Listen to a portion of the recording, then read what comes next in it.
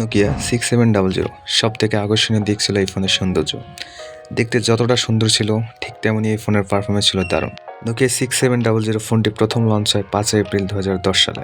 এই ফোনের ডিসপ্লে ছিল 2.2 ইঞ্চি, মেইন ক্যামেরা ছিল 5 মেগাপিক্সেল এবং ফ্রন্ট ক্যামেরা ছিল 0.3 মেগাপিক্সেল। তখন ক্যামেরা ততটা অ্যাভেলেবেল ছিল না, কিন্তু এই ফোনের তোলা ছবি ছিল অত্যন্ত বাস্তবিক রূপ। এই ফোনে রোম 45 এমবি এবং র্যাম 128 এমবি। আজ ফোনে 128 জিবি পুরো থেকে অন্যান্য জিনিস দিয়ে, কিন্তু তখনকার 1 জিবিতে ছিল গান, ছবি, মেসেজ ইত্যাদি। ফোনের স্টোরেজ কম ছিল, কিন্তু জীবনের স্টোরেজ ছিল অনেক বড়। এই ফোনে ব্যাটারি হিসেবে ব্যবহার করেছে 860 mAh এর ব্যাটারি এবং নেটওয়ার্ক 2G 3G, যা তখনকার পাওয়ারফুল নেটওয়ার্ক। এই ফোনের দাম তখনকার বাজারে ছিল 13,950 টাকা। নোকিয়া 6700 আমাদের মনে করিয়ে দেয় অতীতের কথা।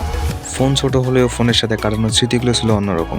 যারা আমাদের চ্যানেলে নতুন তারা চ্যানেলটি সাবস্ক্রাইব করবেন এরকম আরও ভিডিও পেতে।